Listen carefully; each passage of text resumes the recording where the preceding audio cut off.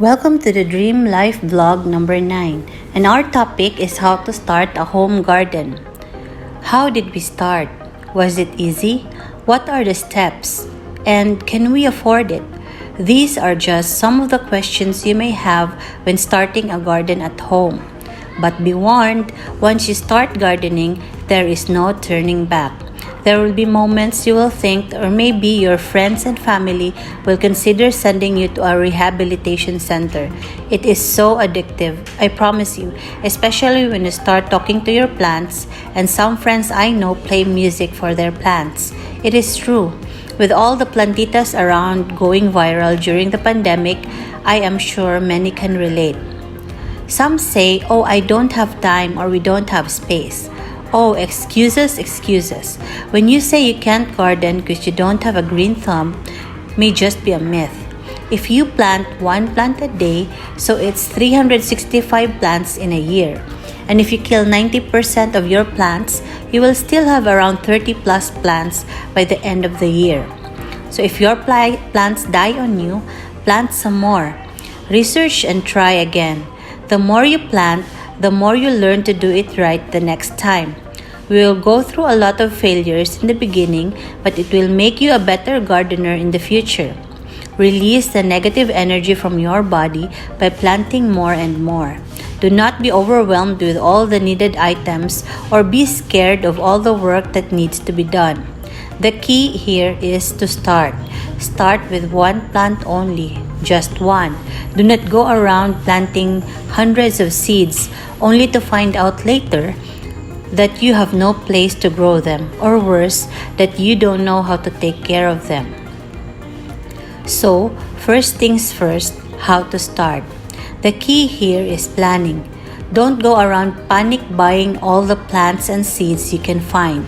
Do not be like us, because we are so guilty of this, hoarding so many plant seeds even if we did not have space at the time to plant them all.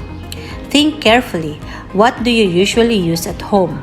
For us at that time, all we wanted was to have any kind of vegetable available in the garden so that we can cook utan bisaya, which is a local soup made of any kind of vegetable available in the garden. So we started with just 3 basic ingredients: malunggay, lemongrass, and alugbati or Malabar spinach. They were easy to grow and we did not even buy a single seedling. The malunggay cuttings came from our old home in Lahog, or you can just ask your neighbor for a cutting of a branch or a seed so that you can plant. Malunggay or moringa is everywhere here in the Philippines. The alugbati cuttings came from our neighbor, and then lemongrass was from a previous dish wherein we saved the root part to plant. Yes, you can regrow vegetables from scraps too, but that's in another video. So to really start, think hard of the things that you need. Just need, not want. You can explore your wants and bucket lists later on. Vegetables or herbs that you will really use. Plant only what you will use. If you don't like tomatoes, then please do not plant them. If you love basil, then start with basil. Leafy greens are the easiest and fastest to grow. If you want to harvest in 30 days, sometimes even less, plant leafy greens. Fruiting veggies like eggplants or tomatoes take around 2 to 3 months to harvest. So plant both leafy greens and fruiting veggies to have a constant supply of food. Just plan it out. You can benefit from your garden the soonest possible time, while the other crops that takes 2 to 3 months are simultaneously growing alongside your leafy greens and herbs. Next is where to plant them. Living in the city where space is an issue, well, we all live in a house or a room, right? The house we live in will have walls, windows, doors, roof, verandas, or balconies, correct? You may ask, so what? Well, here are some examples of creative gardens at home. You can do vertical gardens on the walls, window gardens, roof gardens, hanging pots, hydroponics and aquaponics for the advanced. The possibilities are endless. And mind you, we have tried all of them. But just look around you. Check the plants you wish to grow and read up on its requirements. Some may need full sun, partial shade, some even needs only low light to grow. Even if you live in a condo or in a space with no lights, you can still grow with microgreens or grow lights. In a 1 meter wide space wall with a height of 2 meters, you will be able to fit hundreds of lettuce plants or herbs. In a wall, imagine that. You grow your food on the wall or fence of your house, and at the same time, it insulates your walls so your home will be cooler, and the happiness and health it brings you is boundless. Free food, free oxygen, and very pleasing to the eye. It's a triple win for you. Another issue usually is where to plant when if you don't have extra lawn space. The answer is container gardening. You can arrange or rearrange them. You can move them with you if you need to transfer. If you buy pots, it will be expensive. Our goal here is to start a garden with little to no expense at all. So look around you. Find discarded containers like plastic PET bottles and old drums, ice cream containers, or even old clothes. We have even tried using recycled plastic bags from the grocery, and it works well too. Use what you have. Do not go out there buying expensive pots, but if you can afford it, sure, why not? Go ahead. For us, we advocate recycling plastics as containers because these will not degrade for maybe 100 years or more. So instead of the plastics going to the landfill, use them to grow your own food. For example, let me share with you a good point but also a scary one. This vertical garden that we are trying to grow in a PET bottle is already 10 years old. Our garden started with this on the wall, and until now, 10 years later, it's still intact with no damage at all. It's so sturdy and it was free. But after 10 years, imagine that in the landfill or in our oceans, it will be there for 10 years or more. It is really an eye-opener for us. Next, and not the least, is soil. The secret to a successful garden is in the soil. First and foremost, make sure you have good soil. But how? If you live in the city, how can you get good soil? The easiest will be to buy from a local garden store just to jumpstart your garden. The no-expense way is to gather soil around you. You can build up the soil while your plants are growing already. We will discuss in another blog how to augment your soil, the easiest no-cost way if you don't have land or soil available. If you now have soil, you can mix it with rice hull, old leaves, grass cuttings, and even used paper. Any organic matter like fruit or vegetable peels. There is so much usable garbage at home you can use to compost and make your soil productive. Before buying expensive seedlings, mind your soil.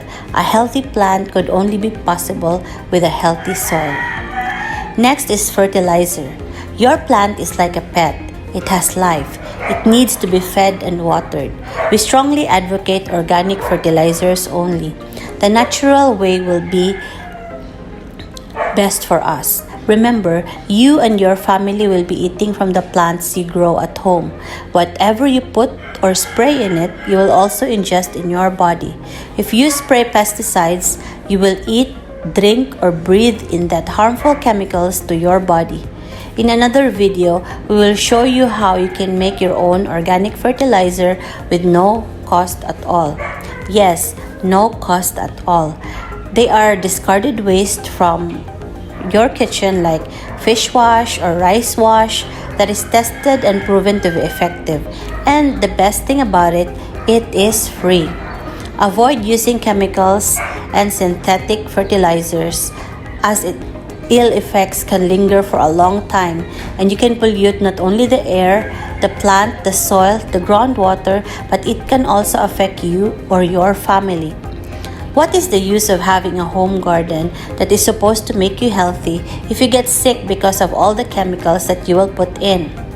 I know it may seem easy to just buy fertilizers and pesticides, but let us tell you, there are natural ways to do that. It's so easy and free. You can do it with your kitchen waste. Yes, just watch out for that series of videos that will release soon. Another usual reason is that we are busy and we don't have time. Well, we have full-time jobs too, me as an architect and my husband as a policeman. If we can do it, so can you. Every day, you only need a maximum of 30 minutes to water your plants, depending on the number of plants that you have. You can even set up an automatic watering system or do mulching so your soil can retain moisture longer. For us, the garden is our gym. You wake up early, get your good sunlight on you. It's a full exercise, and the good part is you can harvest from all that workout. For us, it is a lifestyle. It is a daily practice. It can be a fad or uso. You can't expect to plant now and then harvest tomorrow. You need to give it a little love and effort too. We wake up around 5 a.m. My husband waters the plants and takes care of our pet animals with our housemates. It is a whole family affair. Each of us at home take part at the tasks that need to be done. It is a conscious effort, a change of lifestyle. You can teach your children to take care of the plants and also they learn how to grow them. These are life skills that your family needs to know that is not taught in schools anymore. This pandemic is really an eye-opener for us to be prepared for the unexpected. If you really want a garden, you have to make time. You need to be able to put in the effort.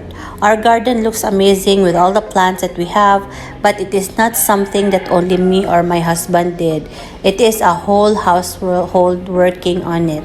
It is part of our lifestyle, a part of our daily lives. Of course, we are not perfect. We also relax and do nothing at all and have a good time.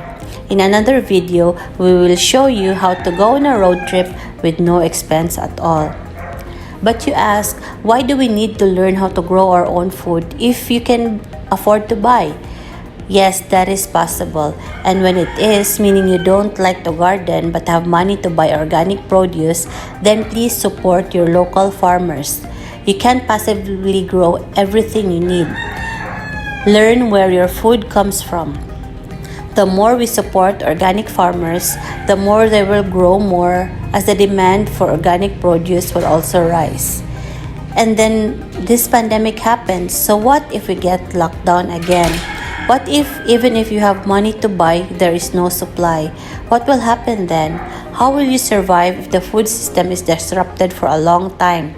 That is one of the many reasons that we grow our own food, even just partially. Having our own food source at home is a security for us and our family. To be weaned from the system is to be free. Being free is the new rich. Harvesting your own vegetables and herbs, then cook them and eat them in less than 100 steps from your garden is a life-changing experience. You will never go back. Saves you in food miles, it's good for the earth and you use less fuel to travel or deliver your food. It should have been this way. Our grandparents used to grow their own food and eat seasonally. Whatever is available in the garden or foraged around the farm is the food for the day. You can learn ways to preserve your produce too, to extend its life even after planting season. When you taste your own harvest, super fresh, and you know that it is clean and organic, there is no turning back. From your plant to your plate in less than 5 minutes is one of the best feelings in the world. When you need to drink tea, just go to your garden and harvest some flowers and leaves, then just add water. And it just continues to grow after the harvest from them. Nature is abundant. Nature is very generous. Always make more than enough from your garden for your family to share. Our goal at home is to have a sustainable off-grid ready home, grow our own food, collect rainwater, and allow water to go back to the soil. Someday, we're hoping for a solar power setup. Self-sufficiency at home by having our own water supply through our deep well, power from solar panels, and food from our garden, both plants and meat. We even have stingless beehives for honey at home. Can we do all these at once? Of course, the answer is no. It is a step-by-step process with sacrifices in between. Our advice: start slow and small, baby steps. 1 plant, 2 plants, 3 plants, just slowly. Do not go overboard like us, planting hundreds of lettuces and realizing we cannot possibly eat 200 heads of lettuce at the same time. Grow your garden based on your personal needs. There is no use planting 100 tomatoes if you really don't eat tomatoes. Starting gardening with the food that you really like makes the garden experience better. To transform a vacant area from your home is an empowering experience. Our garden in 2010 looked like a bare desert area. Nothing is growing really.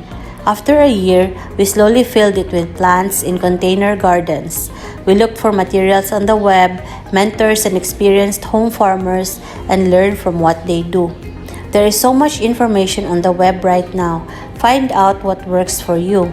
It is not the same fit for all. What may work for us may be different from you. You research and then develop your own style. There is no right or wrong. If we can do it, you can do it too. Gardening teaches us patience. Nature grows slowly, but it is always on time. Be patient with yourself and learn to wait and grow. So to summarize, evaluate your needed plants. Be creative where you put it. Use what you already have around you as containers and invest in a good soil. The key here is to start.